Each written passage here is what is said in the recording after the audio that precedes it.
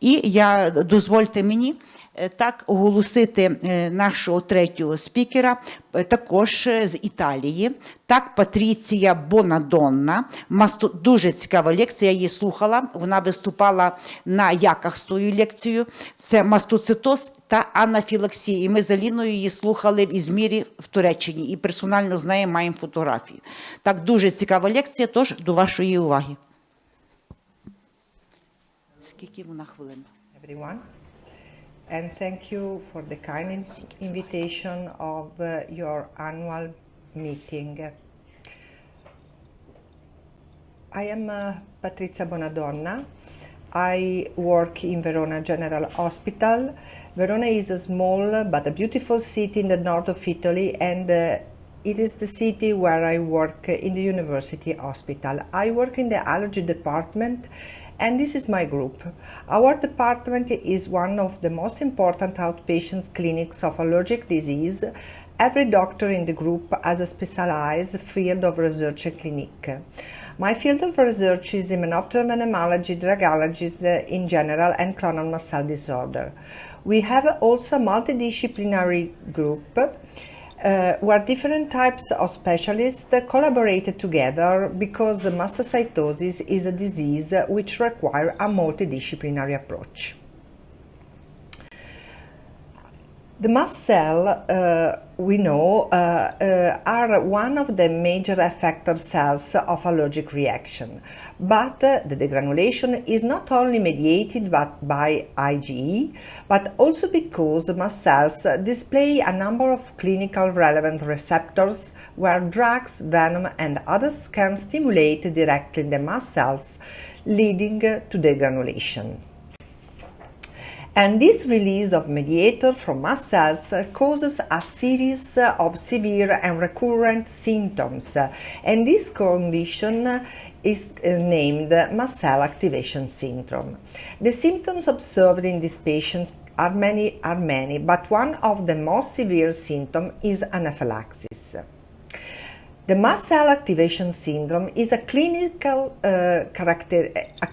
picture characterized the mast cell activation disease, which include, of course, secondary forms such as allergic reaction, but also a primary and clonal form as mastocytosis. Systemic mastocytosis is an heterogeneous hematological disease characterized by the proliferation, accumulation, and activation of mast cells in one of the more organs, with a preferential localization to the bone marrow and the skin. However, in many indolent forms, the proliferation and entity of the infiltration are very scarce.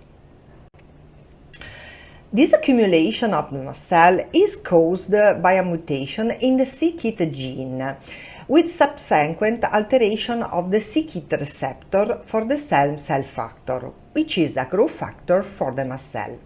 This mutation causes the receptor to be activated independently from the presence of the ligands. Receptor activation then leads to the proliferation of mast cells. In adults with systemic mastocytosis, the predominant mutation is at codon 816, where asparagine is substituted by valine. This disease is considered rare, but it is widely believed that it is highly underdiagnosed due to the lack of knowledge about it and the very heterogeneous clinical presentation.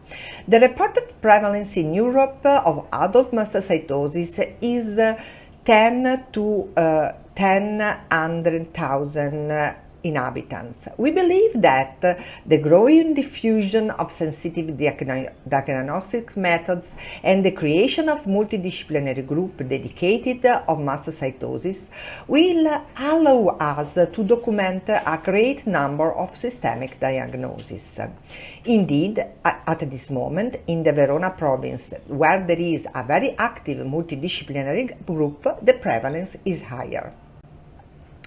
According to the WHO classification, mastocytosis can be subclassified in cutaneous mastocytosis when the disease is limited to the skin and systemic mastocytosis when the mast cell infiltration occurs in one or more extracutaneous organs. It is important to note that cutaneous mastocytosis are typical of children. In the majority of these cases, the disease disappears around puberty, whereas systemic mastocytosis is usually diagnosed in 90% of adults with cutaneous mastocytosis. The most common form in children is the macular-papular cutaneous form, especially the polymorphic form. In this case, the lesions are very different in shape, and usually this is the form which disappears during the puberty. Moreover, the skin manifestation type can vary during the course of disease. For example, this is a children who start with a nodule and around 5 years had plaques, and during the puberty the lesion they completely regress. The monomorphic forms is called urticaria pigmentosa, is characterized by macular-papular lesion which swell up when scratched. This is the Darrier sign, which must be distinguished from the generalized dermatographism, as the latter does not discriminate between lesioned and normal skin. The lesions frequently interest the abdomen and limbs, while the face and palms are rarely involved. This monomorphic variant with small macular-papular lesion is typical of adult, whereas polymorphic variant with large irregular shaped lesion typically observed in pediatric patients. But when children have this monomorphic variant, the disease doesn't disappear with puberty.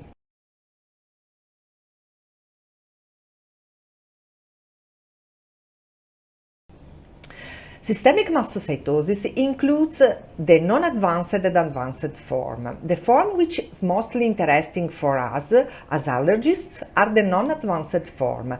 The prognosis of patients with non-advanced form is better than of patients with advanced systemic mastocytosis. The advanced form are characterized from the presence of B and C finding, which are indicators of aggressiveness. Respectively, B finding depend on the amount of the infiltration of the disease, and C finding represent how much this infiltration has an effect on organ functionality.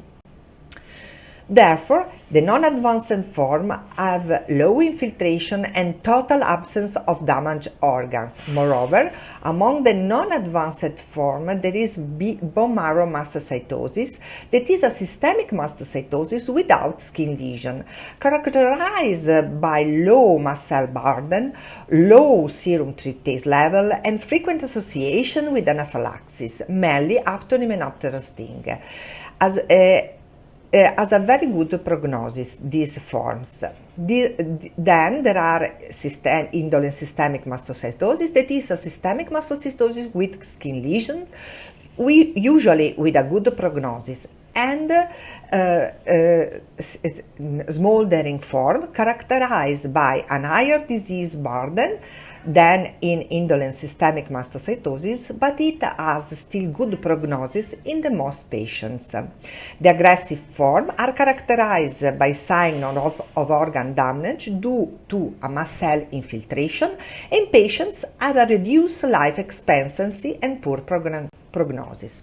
But these forms, the aggressive form, rarely interest us as allergists, because usually this form do not have symptoms related to the release of mediator.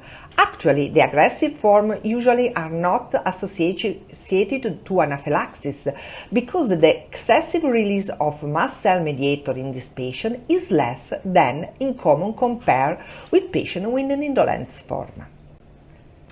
The diagnosis of systemic mastocytosis is based on presence of major criteria that consist in the infiltration, at least 15 multifocal dense mast cell infiltration in bone marrow or other extracutaneous organs, plus one minor criteria, or 3 minor criteria. The minor criteria is the abnormal morphology of mast cell, the presence of KIT mutation, the presence of CD2 or CD25 or CD30 in the cytofluorimetry analysis, and the level of basal tryptase above 20.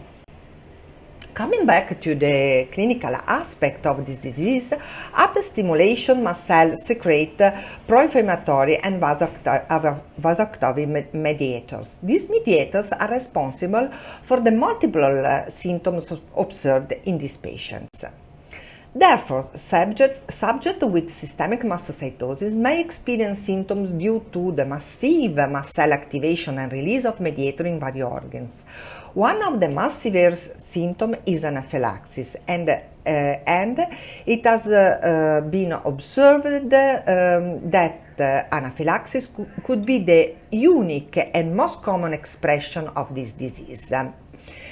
And the anaphylaxis is very typical. It is characterized by a severe decrease in blood pressure due to systemic vasodilatation that often leads to syncope. But the onset of the disease can be characterized by other symptoms, such as unexplained osteoporosis or gastrointestinal symptoms.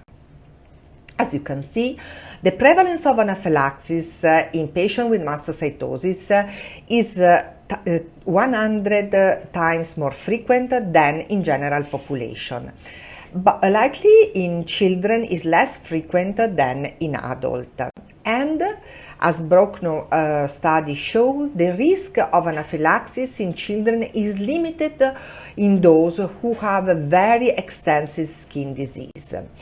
On the other hand, for adults, the risk factors of anaphylaxis seems to be absence of cutaneous symptoms, high level of specific IgE, and low level of tryptase.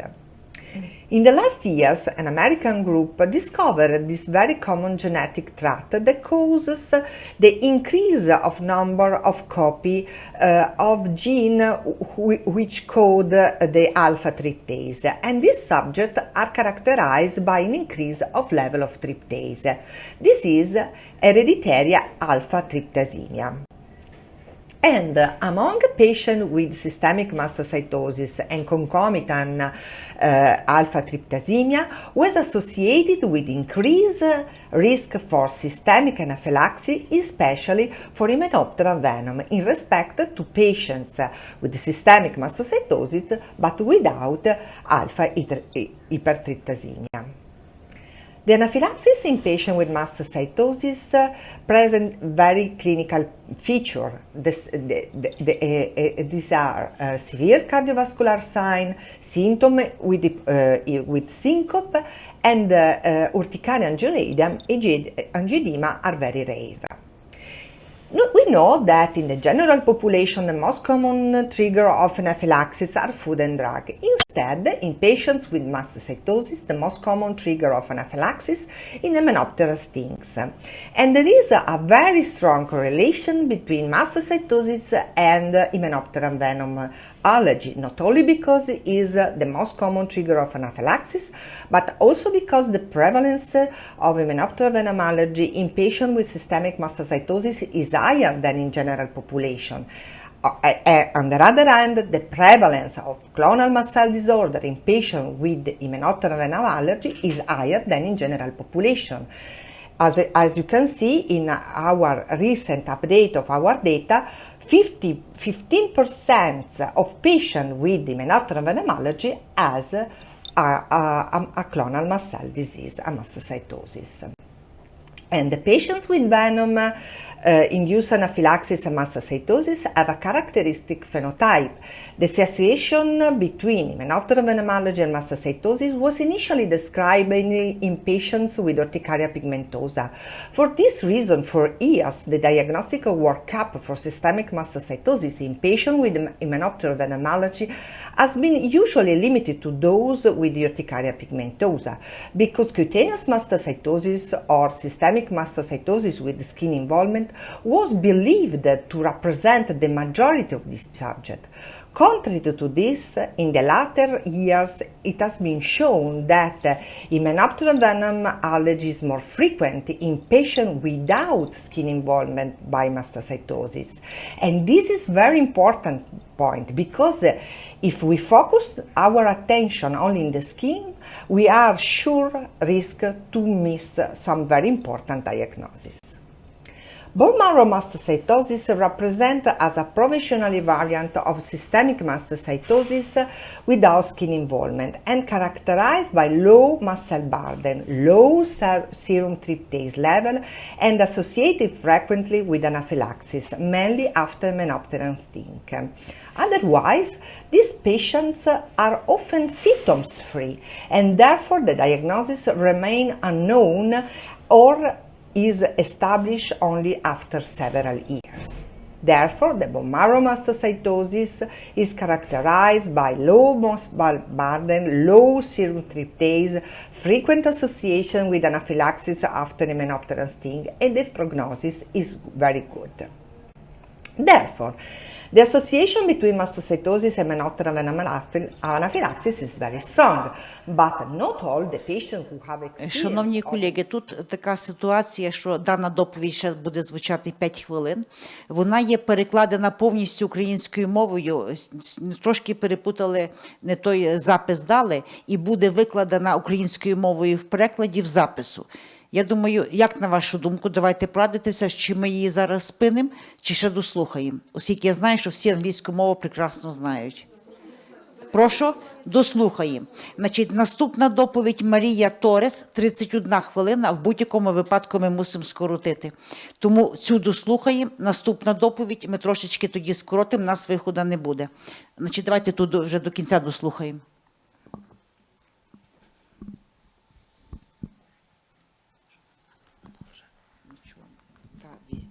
Та 20 хвилин, 22 хвилини, та 31. Будемо скорочувати.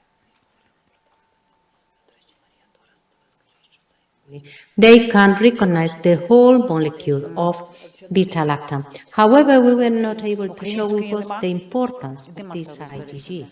But recently we have... До кінця ту, що ми слухали, прошу зробити так. О, ось цього слайду, так. Хай воно є, але там то найдіть українською. Was believed to represent the majority of this subject. Contrary to this, in the latter years, it has been shown that Hymenoptera venom allergy is more frequent in patients without skin involvement by mastocytosis. And this is very important point, because if we focus our attention only in the skin, we are sure risk to miss some very important diagnosis.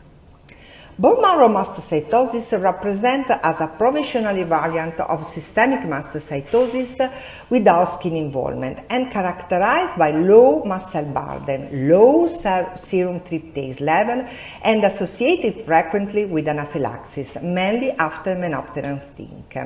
Otherwise, these patients are often symptoms-free, and therefore the diagnosis remains unknown or is established only after several years.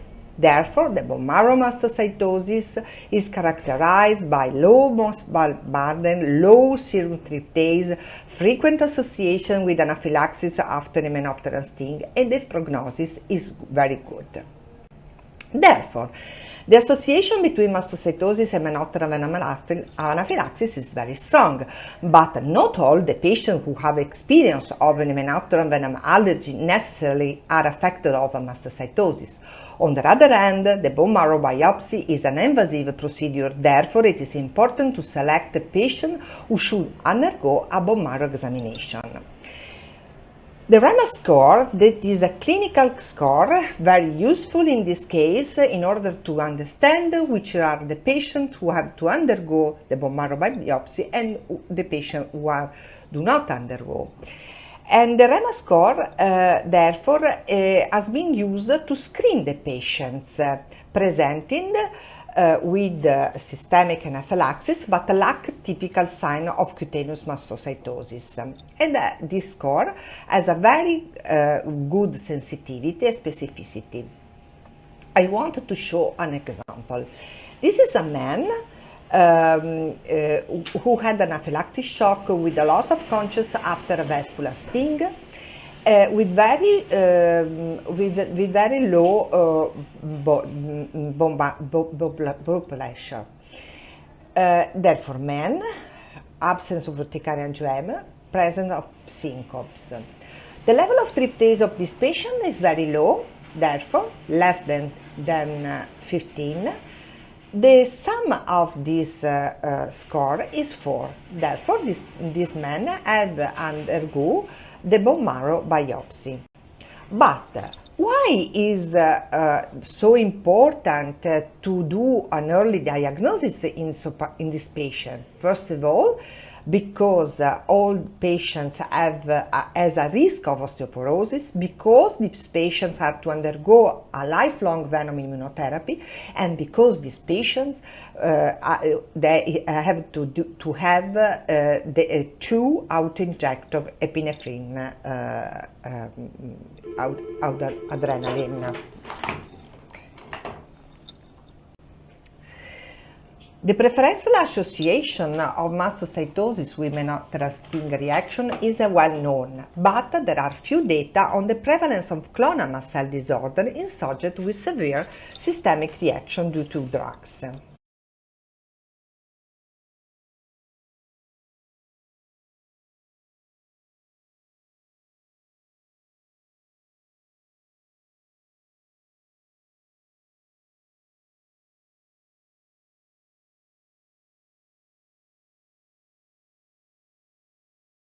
And when the patients have an increased basal level of tryptase, this patient underwent a dermatological workup.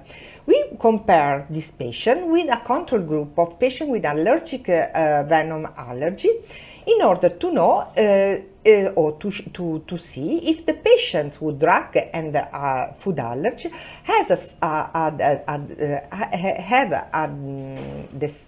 the same risk of mastocytosis compared with patients with the Hymenopteran venom allergy. Out of 136 patients with the drug or food allergy, only 60% had a basal level tryptase above 11, and only 2 were diagnosed with mastocytosis. Therefore, the association between mastocytosis and drug and food anaphylaxis do not appear as strong as for Hymenopteran venom anaphylaxis. More recently, a retrospective study from the Mastocytosis Center of Karolinska Institute was conducted among 200 patients who presented with confirmed clone mast cell disease.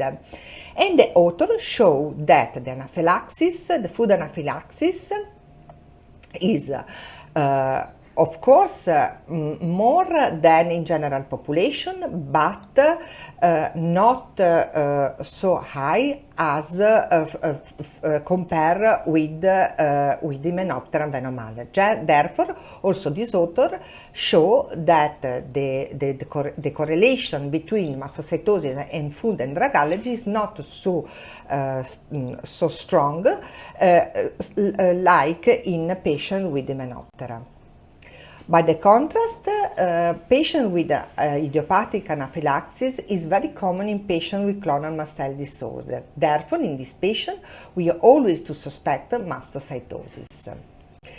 Therefore, I want to conclude that anaphylaxis is one of the most common symptoms of mast cell disorder. Hymenoptera sting is the most common trigger. Instead, food and drug allergy are not very important triggers of severe anaphylactic reaction in patients with mastocytosis, and the association between mastocytosis and drug and food anaphylaxis does not appear as strong for Hymenoptera anaphylaxis. Bone marrow mastocytosis is the variant of systemic mastocytosis without skin involvement, but with a frequent association with anaphylaxis, especially after Hymenoptera sting. And among patients with systemic mastocytosis and concomitant alpha hereditary hypertrichotemia, who is associated with a very severe form of systemic anaphylaxis. We always do suspect mastocytosis in patients with unexplained anaphylaxis. And I want to thank you for the invitation, for your attention, and this is our group where a lot of specialists collaborate all together, because the mastocytosis is a disease which requires a multidisciplinary approach. Therefore, it's very good to have a strong correlation with different kind of specialists. Я сказала вже. Отже, ми дякуємо Бонадонні Патріції з Верони. Ще раз нагадую, що повна українська запис буде в нас в Ютубі до схочу.